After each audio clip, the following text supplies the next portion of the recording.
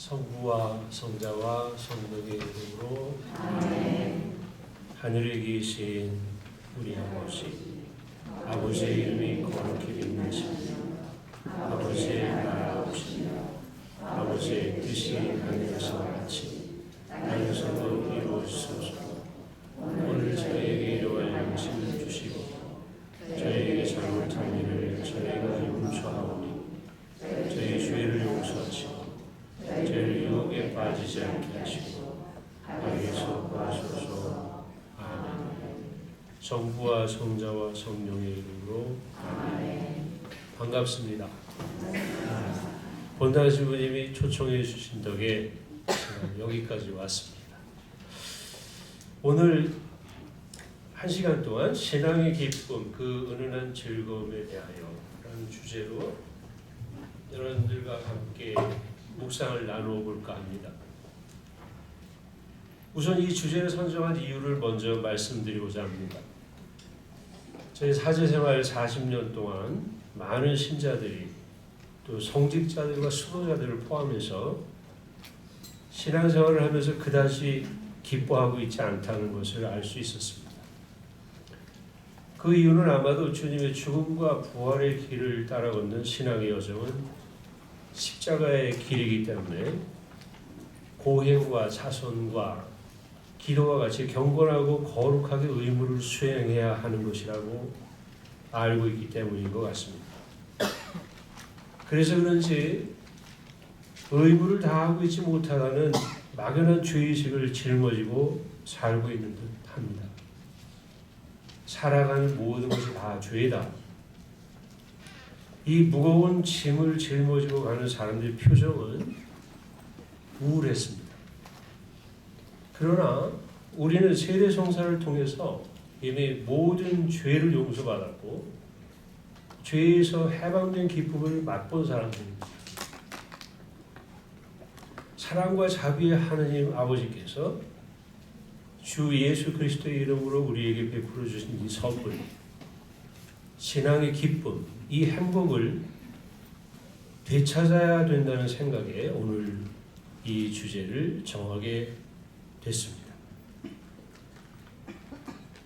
그래서 오늘의 묵상을 위해서 우선 기쁨, 즐거움이라는 이 낱말의 의미를 정리해보고 시작하면 좋겠습니다. 기쁨의 사전적 의미는 욕구가 충족되었을 때 가지는 감정이나 느낌입니다. 행복의 일종이라고 말할 수 있습니다. 또한 즐거움, 재미, 쾌락이라고도 할 수 있습니다. 인간은 그런 존재입니다. 1954년 맥길 대학교의 심리학과 교수 제임스 올즈는 인간의 신체에서 기쁨 또는 쾌락을 느낄 때 반응하는 쾌락 중추의 존재를 발견했습니다.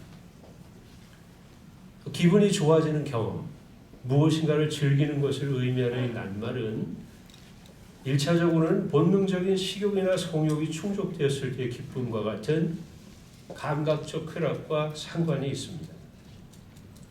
그러나 넓게 일반적으로는 스포츠의 기쁨 또는 아름다움의 기쁨, 지적 만족의 기쁨 이런 것들을 포함하여 모든 유형의 긍정적이고 즐거운 경험을 일컫는데 사용합니다.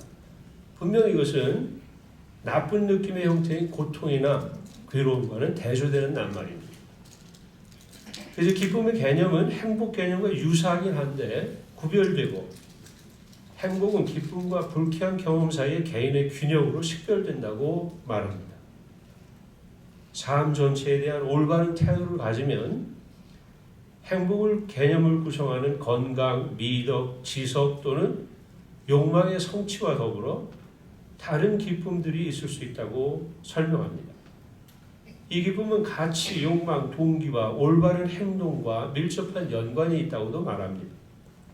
그 기쁨을 즐거움이라고 한다면 쾌락의 본질적 가치를 지닌다고 일반적으로 동의하고 특히 심리적 쾌락주의는 프로이드의 쾌락 원칙이 그렇게 말하듯이 인간의 모든 행동은 쾌락을 증가시키고 고통을 피하는 것을 목표로 한다고 주장하면서 쾌락을 동기부여의 행동과 연결해서 설명합니다. 결국 결론적으로 말하면 철학적 심리학적 인간학은 모든 인간은 욕망을 가지고 기쁨과 행복을 추구하는 존재라고 설명하는 것입니다. 그래서 행복에 도달하기 위하여 욕망을 충족시키는 즐거움, 쾌락이라는 동력이 필요하다고 설명하는 것입니다. 이 힘이 없으면 행복에 도달하지 못한다고 설명합니다.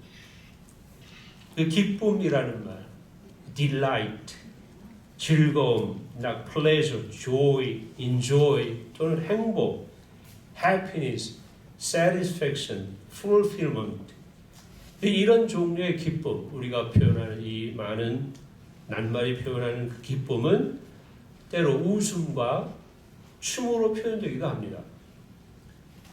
그렇기 때문에 염세주의와 금욕주의에 빠져서 자칫 신앙인들, 우리 그리스도교뿐만 아니라 어떤 종교라도 염세주의와 금욕주의에 빠져서 기쁨, 즐거움을 배제한다면 그것은 신앙의 오류입니다.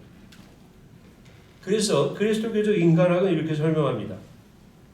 쾌락을 추구하는 욕망을 가진 인간의 조건을 부정하지 않고 인간은 하느님을 향한 갈망을 가지고 태어난 존재라고 설명합니다. 욕망, 이 단어를 갈망이라는 말로 번역했습니다. 그래서 갈망의 주인이신 하느님께서 당신을 찾는 인간에게 자신을 계시하실 때 인간은 타고난 감성, 지성, 의지력을 가지고 하나님께 자유로이 응답하며 참 행복을 추구한다고 신앙을 정의합니다. 그렇게 하는 동력을 신앙의 기쁨이라고 표현합니다. 그 신앙의 기쁨에 대해서 생각해 봅시다. 우선 구약 성경에 살펴보면 구약 성경에는 기쁨이라는 단어 그 명사를 113번 사용하고 기뻐하다 또는 기뻐 뛰다라는 동사를 227번이나 사용했습니다. 예를 들면 이렇습니다. 시편 16장 11절에 당신께서 저에게 생명의 길을 가르치시니 당신 면전에서 넘치는 기쁨을 당신 오른쪽에서 길의 평안을 누리리이다.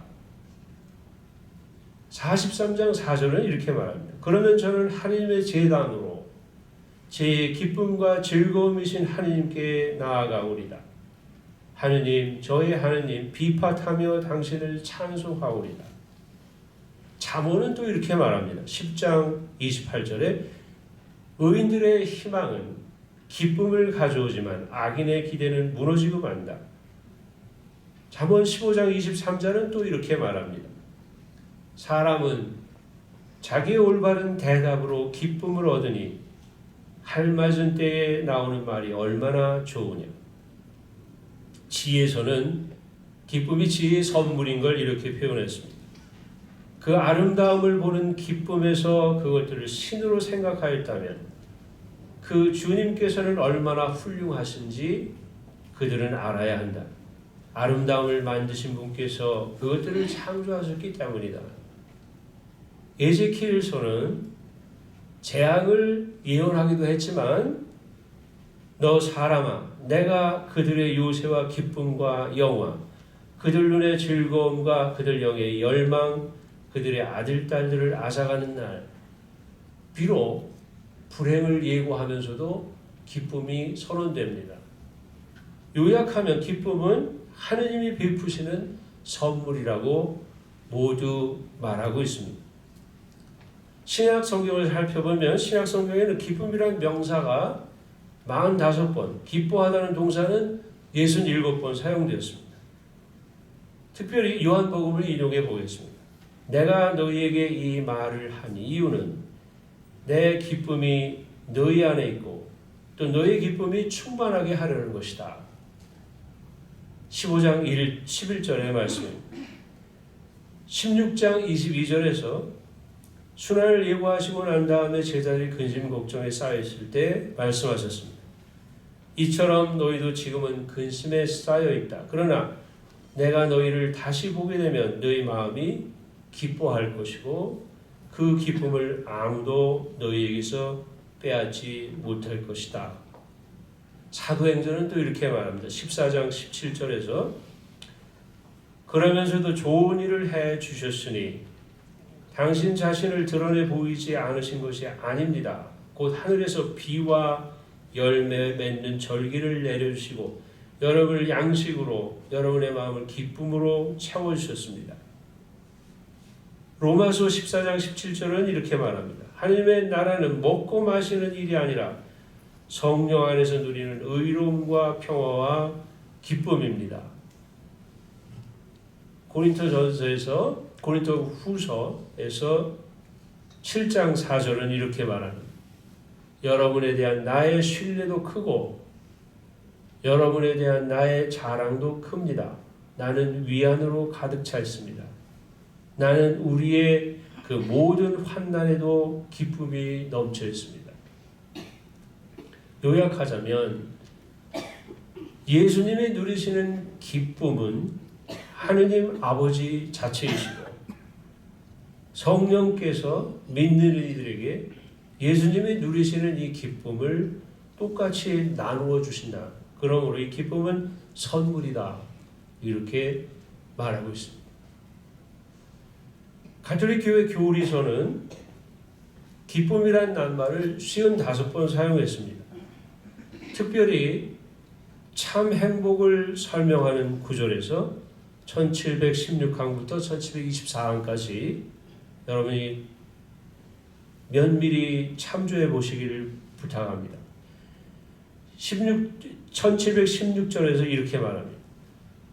참 행복은 예수님께서 하신 설교의 핵심이다. 행복 선언은 바로 아브라함 이후 선택된 민족에게 주신 약속을 반복하신 것이다. 이 약속들은 더 이상 지상에서 누리는 기쁨에 그치지 않고 하늘나라를 차지하게 됨으로써 완성된다. 요약하면 기쁨은 하느님의 선물이며 이 기쁨은 하느님 나라를 향하여 나아가도록 하는 힘이라는 사실을 말하고 있습니다. 자, 이 즈음에 성경과 교회의 가르침에 따라 해석하는 신앙의 기쁨은 복음, 기쁜 소식에 근거한다는 것을 잠시 고찰해야 될 필요가 있겠습니다. 그래서 복음이라는 낱말을 살펴봅시다. 복음, 한자어로 번역된 복음은 기쁜 소식을 가리킵니다. 영어의 가스펠이 있죠. 올드 잉글리시는 이렇게 구성되었던 것입니다. God, 즉 good, 좋다는 것과 spell, news, a story를 의미합니다. 그런 뜻에서 합하여 good news였습니다. 이것을 라틴말로 번역해서 보나 아눈시아시오 또는 보누스 눈시우스라고 번역해서 썼던 말입니다. 이 가스펠이라는 말이 시작된 것도 사실은 고대 히라버 에반겔리온에서 라틴어로 번역된 에반젤리움이란 말이 어원이 됩니다.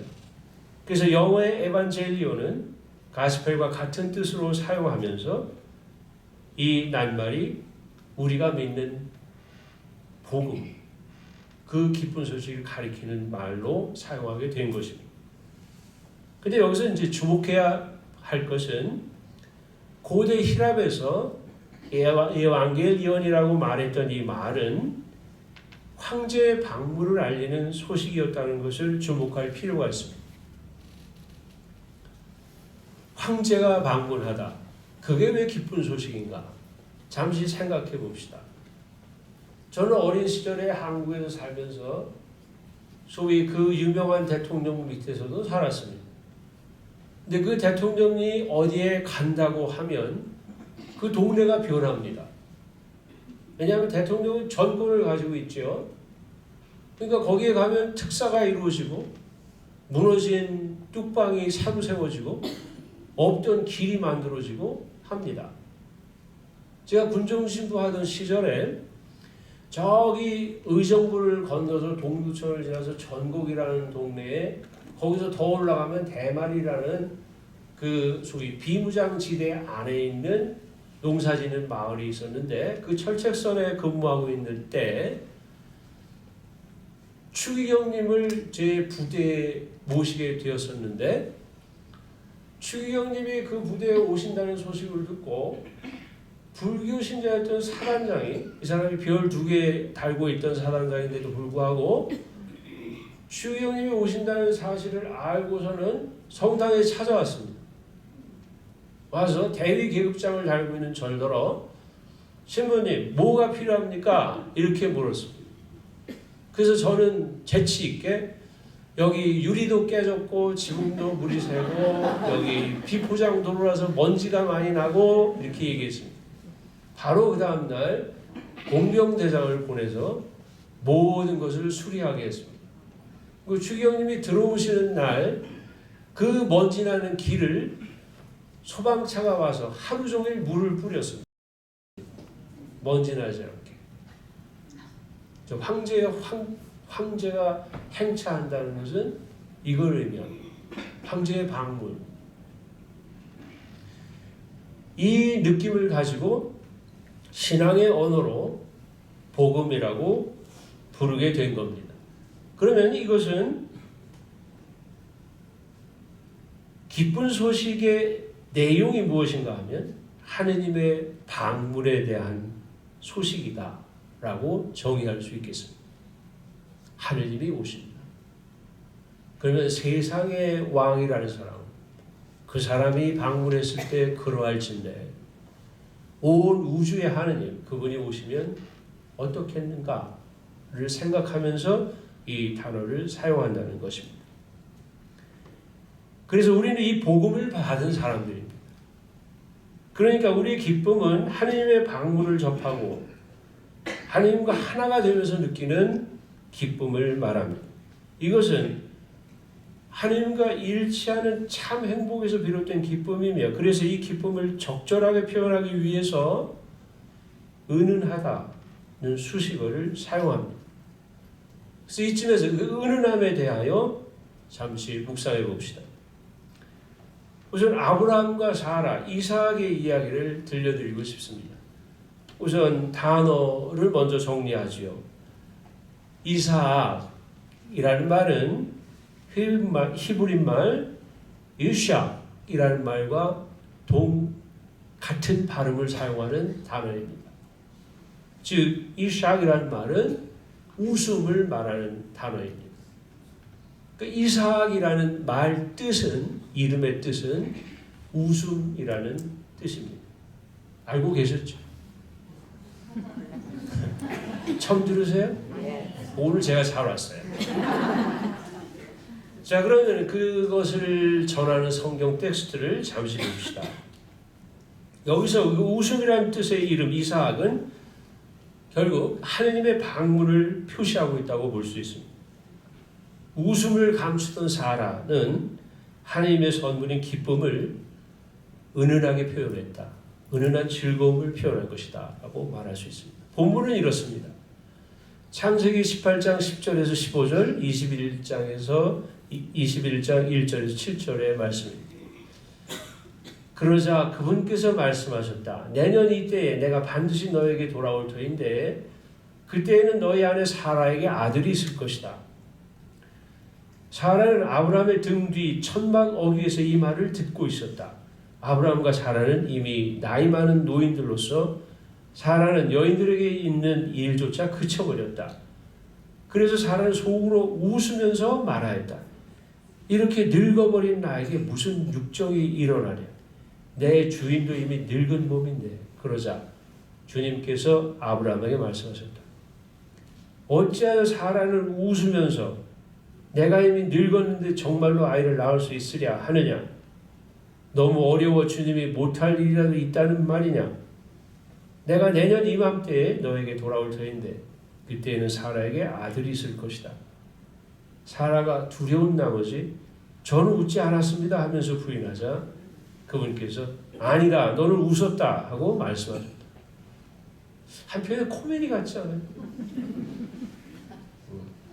주님께서는 말씀하신 대로 사라를 돌보셨다. 주님께서 말씀하신 대로 사라에게 해주시니 사라가 임신하여 하나님께서 아브라함에게 일러주신 바로 그때에 늙은 아브라함에게 아들을 낳아주었다. 아브라함은 사라가 자기에게 낳아준 아들의 이름을 이삭이라 하였다. 아브라함은 하나님께서 자기에게 명령하신 대로 자기 아들 이삭이 태어난 지 8일 만에 할례를 베풀었다. 아브라함에게서 아들 이삭이 태어났을 때 그의 나이는 100살이었다. 사라가 말하였다. 하나님께서 나에게 웃음을 가져다 주셨구나. 이 소식을 듣는 이마다 나한테 기쁘게 웃어주겠지. 그리고 또 말하였다. 사라가 자식들에게 젖을 먹이리라고 누가 아브라함에게 감히 말할 수 있었으랴. 그렇지만 내가 늙은 그에게 아들을 낳아주지 않았는가. 이렇게 말했습니다. 이 기쁨, 다른 데서 말하자면 막 기뻐서 흥분해서 뛰어다녀야 될 이 기쁨인데 이 이야기에서는 웃음으로 표현되었습니다. 자, 또 한 가지 은은한 즐거움에 대하여 이야기할 것이 있는데요. 예수님의 탄생 예고 이야기입니다. 예수님의 탄생 예고 이야기는 조금 뒤로 미루기로 하고 우선 탄생과 관련된 마리아가 엘리사벳을 방문하다 이야기를 먼저 해보겠습니다. 루카복음 1장 39절에서 45절까지의 이야기입니다. 그 무렵에 마리아는 길을 떠나 서둘러 유다 산악에 있는 한 고을로 갔다. 그리고 지카리아의 집에 들어가 엘리사벳에게 인사하였다. 엘리사벳이 마리아의 인사말을 들을 때 그의 태 안에서 아기가 뛰놀았다. 엘리사벳은 성령으로 가득 차 큰 소리로 외쳤다. 당신은 여인들 가운데서 가장 복되시며 당신 태중의 아기도 복되십니다. 내 주님의 어머니께서 저에게 오시다니 어찌된 일입니까? 보십시오. 당신의 인사말 소리가 제 귀에 들리자 저의 태 안에서 아기가 즐거워 뛰놀았습니다. 행복하십니다. 주님께서 하신 말씀이 이루어지리라고 믿으신 분. 하느님의 방문을 접한 기쁨을 태 안에서 아기가 즐거워 뛰놀다 라는 표현을 사용해서 말했습니다. 여기서 루카는 이 아기가 즐거워 뛰놀았다, 즉 리핑이라는 단어를 통해서 사무엘기 하권 6장 14절에서 17절에 나오는 다윗의 춤을 연상시켰습니다. 사무엘기 하권 6장 14절에서 17절 이야기는 이렇습니다. 다윗은 아마포 에풋을 입고 온 힘을 다하여 주님 앞에서 춤을 추었다. 다윗과 온 이스라엘 집안은 함성을 울리고 나팔을 불며 주님의 궤를 모시고 올라갔다. 주님의 궤가 다윗 성으로 들어갈 때 다윗 임금이 주님 앞에서 뛰며 춤추는 것을 사울의 딸 미칼이 창문으로 내다보고 속으로 그를 비웃었다. 그들은 다윗이 미리 쳐둔 천막 안 제자리에 주님의 궤를 옮겨놨다. 그러고 나서 다윗은 주님 앞에 번제물과 친교 제물을 바쳤다. 다윗은 번제물과 친교 제물을 다 바친 다음에 만군의 주님으로 백성에게 축복하였다. 다윗은 껑충껑충 춤을 추었죠. 왕의 채통을 지키지 않는다고 사울의 딸 미칼이 비웃었죠. 그러나 그 비웃음을 무시해도 괜찮을 만큼 다윗은 기뻤습니다. 이 기쁨은 주님을 모시고 있는 기쁨을 표현합니다. 근데 지금 엘리사벳은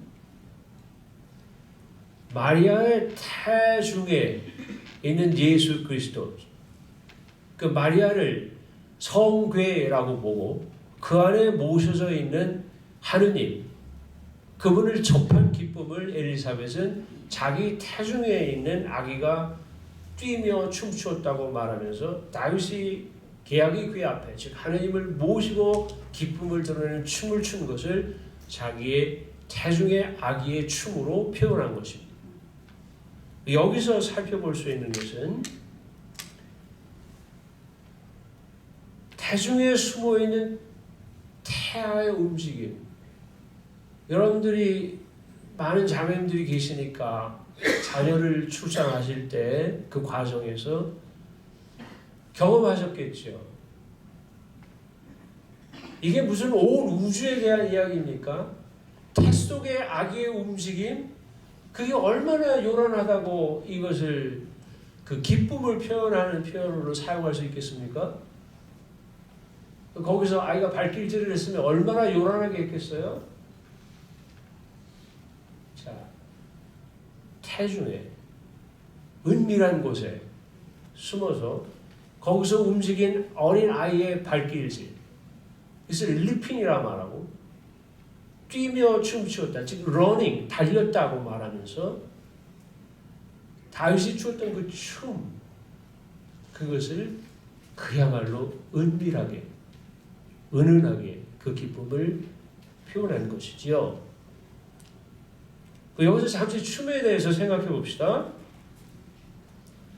춤은 혼과 몸을 통해서 무엇인가를 표현하는 예술의 한 형태입니다. 춤은 아주 오랜 역사를 가지고 있습니다.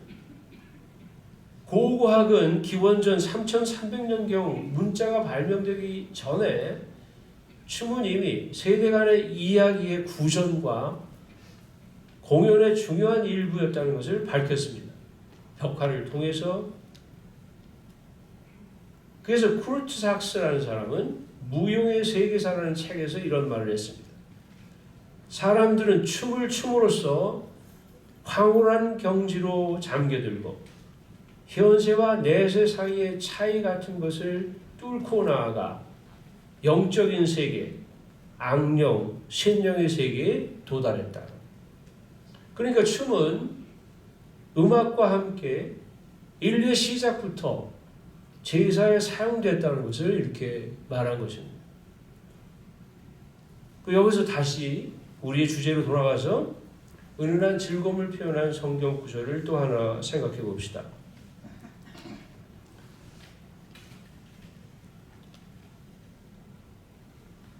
마태오복음 13장 44절에서 46절에 나오는 말씀입니다. 보물의 비유와 진주상인의 비유. 하늘나라는 밭에 숨겨진 보물과 같다. 그 보물을 발견한 사람은 그것을 다시 숨겨두고서는 기뻐하며 돌아가서 가진 것을 다 팔아 그 밭을 산다. 또 하늘나라를 좋은 진주를 찾는 상인과 같다. 그는 값진 진주를 하나 발견하자 가서 가진 것을 모두 처분하여 그것을 샀다. 여기 이 진주 상인의 마음속에 간직된 기쁨, 그것을 어떻게 실감나게 느껴볼까 하다가 옛날에 한국에 있을 때 듣던 노래가 생각이 나서 여러분에게 같이 나누고자 합니다.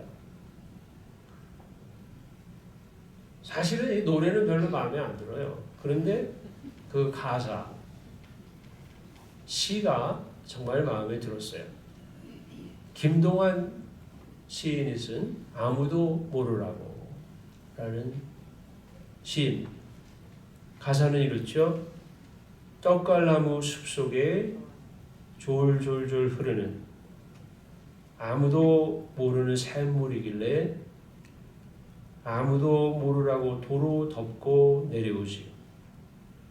나 혼자 마시곤 아무도 모르라고 도로 덮고 내려오는 이 기쁨이요. 자기만의 비밀이 있어요. 근데 목마르지 않은 사람은 샘물을 찾지 않겠죠. 이 사람에게 샘은 기쁨이었어요. 그것은 높이 올라가서 만난 샘이에요. 그리고 자기 일상으로 돌아오는 내려오는 길, 거기서 그것을 음미하고 있어요. 이 노래 자체가 마음에 안 든다는 것은 아무도 모르라고 하는 것이 주제어이니까 아마 작곡가는 이걸 강조하느냐고 이 부분을 노래하는 그 소절의 악보를 막 소리를 지르도록 만들어 놨어요. 근데 아무도 모르라고 소리 지를 일이 아니잖아요. 그래서 나는 이 노래를 별로 좋아하지. 누군가가 작곡을 새로 했으면 좋겠어요. 어감은 이거죠. 마음속에 간직한 기쁨. 그것을 마음에 깊이 간직할수록 그것이 이렇게 그 마음 안에서 뿌듯함으로 번져 나오는 그 맛은 오래 가고 그것은 어떤 것으로도 퇴색하지 않는, 어떤 것으로도 빼앗기지 않는 기쁨이 되는 것이죠. 자, 이제 다시 이 은은한 즐거움이라는 것을 표현해 보기 위해서 여러분들께 제가 하나 보여드리고 같이 생각했으면 좋을 게 있습니다. 여러분이 보시는 이 사진은 그 프랑스 랭스 대성당에 설치되어 있는 조각상의 모습입니다. 윗부분은 천사 가브리엘의 미소입니다. 그래서 이것을 랭스의 미소라는 이름으로도 부릅니다. 밑에 부분은 바로 그 천사 가브리엘이 맨 왼쪽에 있고 그 바로 옆에 성모님이 조각도 있고 그 옆에 엘리사벳과 성모님이 다시 조각되어 있습니다. 그것은 수태고지와 마리아의 엘리사벳 방문을 묘사한 것입니다.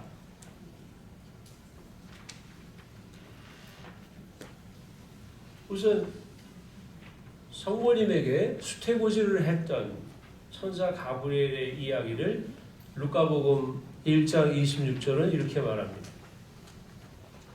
여섯째 달에 하느님께서는 천사 가브리엘을 갈릴리아 지방 나자렛이라는 고을로 보내시어 다윗 집안에 요셉이라는 사람과 약혼한 처녀를 가게 하셨다. 그 처녀의 이름은 마리아였다. 천사가 마리아의 집으로 들어가 말하였다. 은총이 가득한 이여 기뻐하여라. 주님께서 너와 함께 계시다. 이 말에 마리아는 몹시 놀랐다. 그리고 이 인사말이 무슨 뜻인가 하고 곰곰이 생각하였다. 천사가 다시 마리아에게 말하였다. 두려워하지 마라 마리아야. 너는 하느님의 총애를 받았다. 보라, 이제 내가 잉태하여 아들을 낳을 터이니 그 이름을 예수라 하여라. 그분께서는 큰 인물이 되시고 지극히 높으신 분의 아드님이라 불리실 것이다. 주님께서 그분의 조상 다윗의 왕자를 그분께 주시어 그분께서 야곱 집안을 영원히 다스리시리니 그분의 나라는 끝이 없을 것이다.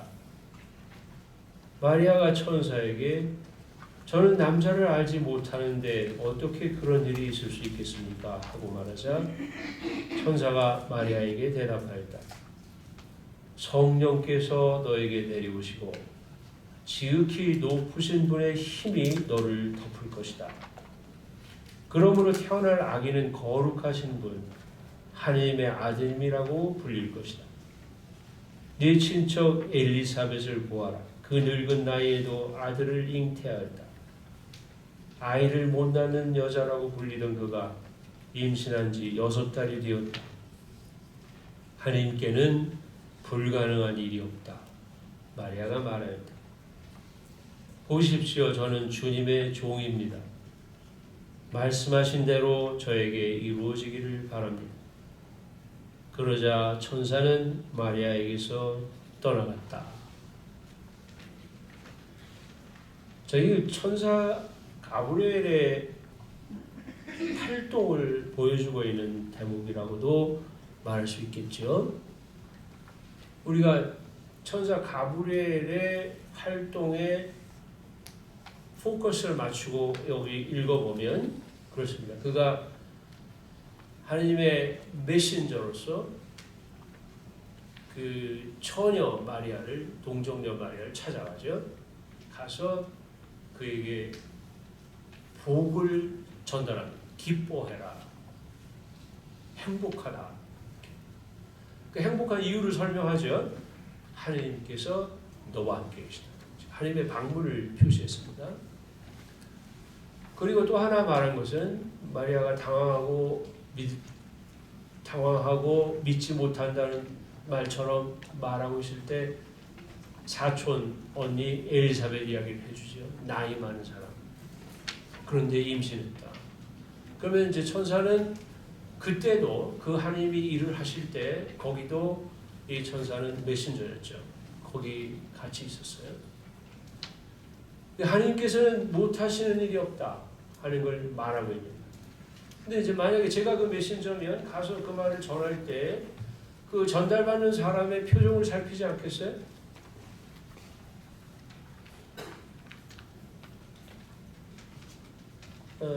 이 천사는 그걸 지켜보는 거예요. 복음을 받아들이는 사람, 복음을 맞이한 사람, 그 사람이 느끼는 행복, 이것을 천사는 자기도 같이 느끼죠. 공감해요. 여기서 말하고 싶은 것은 이것입니다. 가브리엘은 복음의 주인이 아닙니다. 즉 자기가 복음을 만든 자가 아닙니다.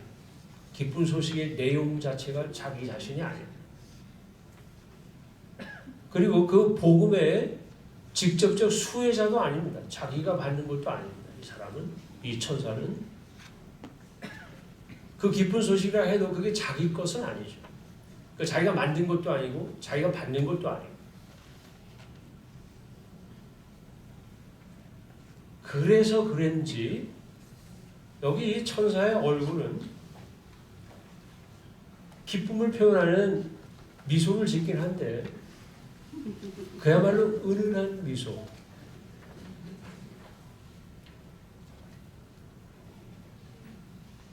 박장대소를 하는 게 아니고 은은한 미소를 짓고 있죠.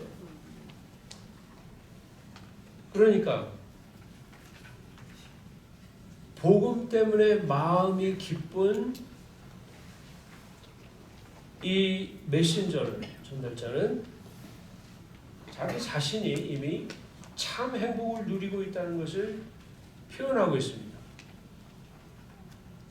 그러니까 이 복음을 전했을 때, 기쁜 소식을 전했을 때 받는 사람이 느끼는 기쁨, 그것을 내다보고 그것을 같이 좋아하고, 그런데 그것이 자기에게 득이 되는 것이 아님에도 불구하고 그것을 그렇게 기뻐하는 마음을 가지고 그를 향해 바라보되 직접 마주보지 않고 옆에서 비스듬히 바라보고 은은하게 웃고 있는 모습의 조각을 여기 해놓은 것이지요. 그 밑에 나오는 즉 마리아를 바라보고 있는 천사 가브리엘의 몸짓을 한번 살펴보십시오. 바로 그 은은함, 그 은밀함, 그것의 속 내용은 기쁨이고, 그래서 얼굴 표정은 웃고 있고, 거기서 그는 그 자신이 복음의 기쁨을 충만하게 느끼고 있는 자로 거기 서 있지요.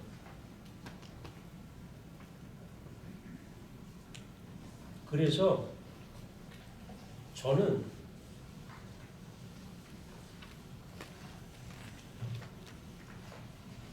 이 미소에서, 이 천사의 몸짓에서 제 사제직의 미션을 발견했습니다. 저를 축하해 주시나요? 40년 전 1983년 2월 18일 서품을 바로 앞두고 서품을 받을 때 저는 그 새 사제들이 서품을 받으면서 만드는 상본에, 서품 상본에 이 천사의 미소와 제가 두려워하면서 기도했던 그 기도문을 같이 담았었습니다. 새로 사제생활을 시작해야 되는 제가 어떻게 이 엄청난 일을 할 수 있을까 고민했었는데, 왜냐하면 하나님께서 나에게 당신 얼굴을 보여주신 적이 한 번도 없거든요. 뭐 또 무슨 기적을 보여주신 적도 없어요, 저한테. 그냥 저는 신부된 게 그냥 하고 사는 일 중에 하나라고 해서 한 거예요. 왜냐하면 우리 고모들이 수녀고 우리 삼촌도 뭐 옛날에 신학교 갔었고 뭐 어쩌고 저쩌고 이러니까 그 신부 그 신앙생활을 하는 열심한 구교 집안의 아들들 중에 하나는 신부 되는 게 당연하지 않냐? 뭐 그러니까 그냥 살다가 신부가 된다고 신학교를 간 거예요. 근데 막상 서품을 받으려고 하니까 내가 도대체 뭘 해야 돼? 어떻게 해야 돼? 그분이 나한테 무슨 뭐 꿈속에 나타나서 뭐 말씀을 하신 적이 한 번이나 있어? 뭐 어떻게? 그 제 삼촌 덕에 소신학교 삼촌이 다녔는데 폐교력 때문에 고등학교 때 그만두고 나왔어요. 근데 우리 삼촌이 천재였어요. 너무 똑똑하니까 그때 거기 같은 그 학우들, 동창들은 그 제 삼촌 이름을 다 알아요. 근데 제가 학교 입학했더니 다 뭐라는 줄 아세요? 교수 신부님들이 다 절더러 네가 기풍이 족하냐? 다 그러는 거예요. 저는 그러니까 덩달아서 그냥 뭐 잘못해도 잘못한 거 없는 것처럼 그렇게 지나가면서 서품 직전까지 간 거예요. 그래서 저는요, 교회 법으로 25세, 만 25세가 돼야 신부가 되는데 24.8세 때 신부가 된 거예요. 이거 다 봐주기로 한 거예요. 봐주기로. 그때 저는 참 두려웠어요. 마지막 순간에. 이제 내일이면 십장에 가서 서품을 받는 건데 그때 피정이 끝나고 그럴 때 여기서 발견했어요. 그래서 제가 이렇게 말했어요. 주님, 당신께서 제 마음을 원하셨습니다. 하오나 주님, 이젠 제게 당신의 마음이 필요합니다. 그리고 갔어요. 그리고서 지나온 40년간 저는 이 기쁨을 간직하며 살았습니다. 어떤 분이 저에게 그렇게 말해요. 미사와 성사와 방문과 많은 일을 하려고 수고가 많다. 이렇게 말하면 저는 재미있어요. 이렇게 말합니다. 근데 간혹은 오해를 하세요. 경건하게 할 일을 뭐 재미있게 한다고? 그러면 뭐 너무 좀 걸맞지 않게 행동하는 거 아니야? 뭐 하찮게 이 일을 생각하고 사는 거 아니야? 가볍게 하는 거 아니야? 이렇게 말할지도 모르죠. 근데 저는 재밌어요. 참 행복을 가진 제가 가진 즐거움을 저는 그렇게 말하는 겁니다. 그래서 저는 행복합니다.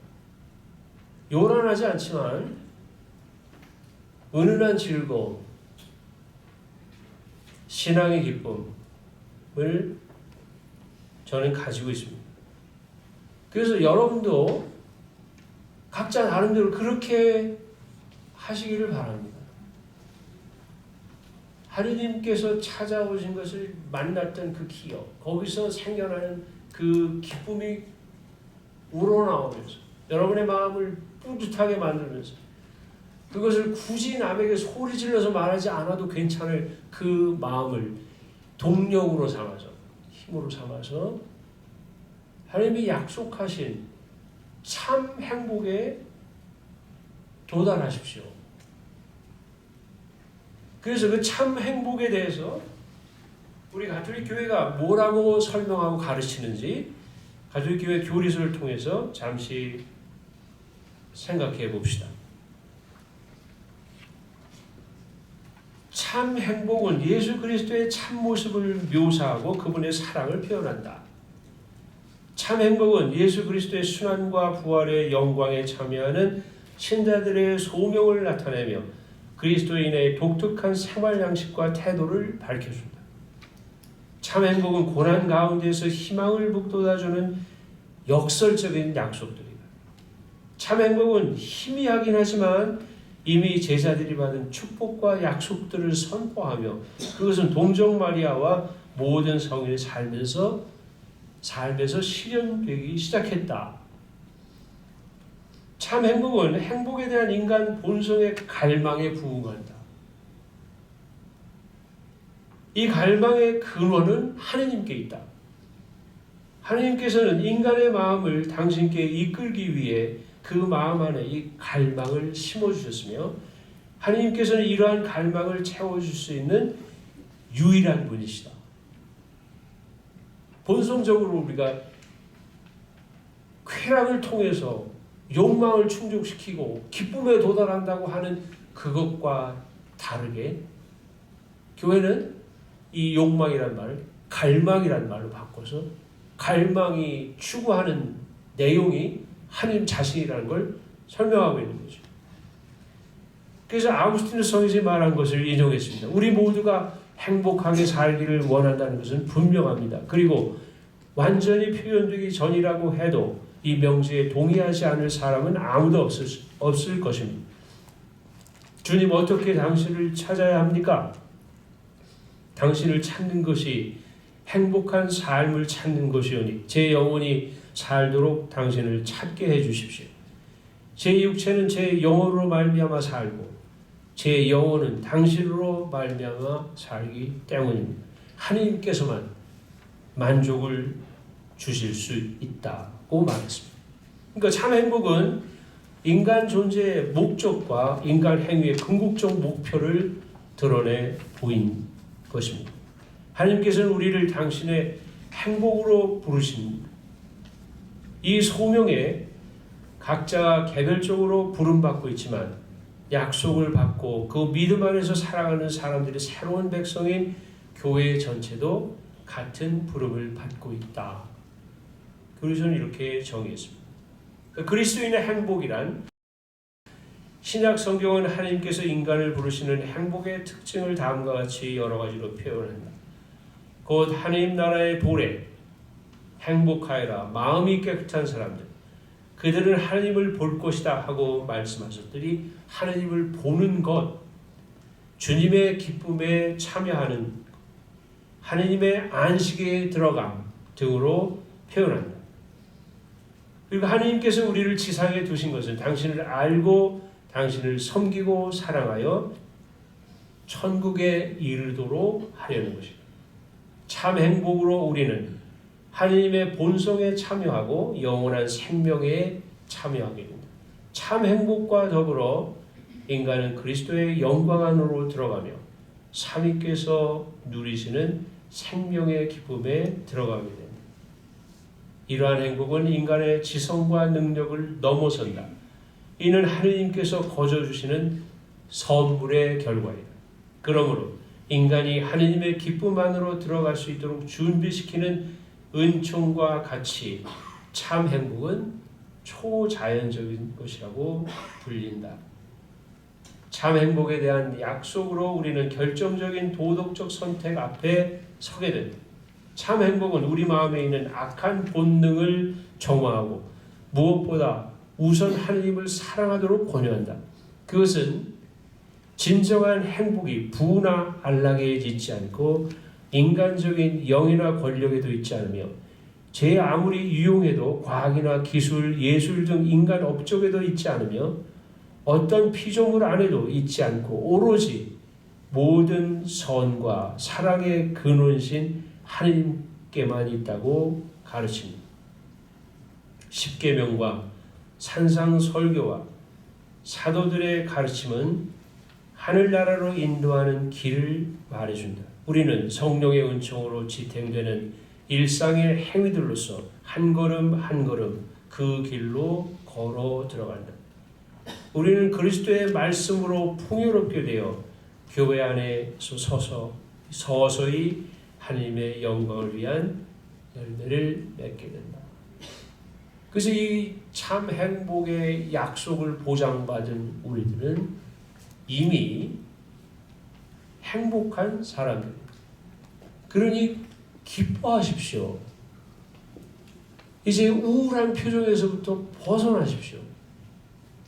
그냥 이 마음 가슴에 잔뜩 사는 게 다 죄다 라고 별로 잘난 척도 아니면서 그렇게 경건한 척하면서 그걸 짊어지고 마치 나를 봐달라고 하듯이 그렇게 찌푸린 얼굴로 열심한 척하지 마십시오. 여러분을 만나는 사람들이 이 천사의 얼굴에서 배어나오는 그 빛나는 은은한 미소, 그것을 그 사람들이 발견하게 하십시오. 그렇게 해서 정말 행복하게 기쁘게 사십시오. 마침 기도로 예수님의 참 행복을 같이 묵상합시다. 성부와 성자와 성령의 이름으로 행복하여라.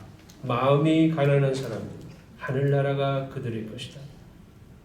행복하여라. 슬퍼하는 사람들 그들은 위로를 받을 것이다. 행복하여라. 온유한 사람들 그들은 땅을 차지할 것이다. 행복하여라. 의로움에 줄이고 목마른 사람들 그들은 흡족해질 것이다. 행복하여라. 자비로운 사람들 그들은 자비를 입을 것이다.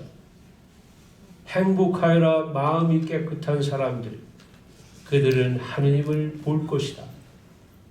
행복하여라. 평화를 이루는 사람들 그들은 하느님의 자녀라 불릴 것이다. 행복하여라. 의로움 때문에 박해를 받는 사람들 하늘나라가 그들의 것이다. 사람들이 나 때문에 너희를 모욕하고 박해하며 너희를 거슬러 거짓으로 온갖 사악한 말을 하면 너희는 행복하라. 기뻐하고 즐거워하여라. 너희가 하늘에서 받을 상이 크다. 사실 너희에 앞서 예언자들도 그렇게 박해를 받았다. 성부와 성자와 성령의 이름으로 아멘.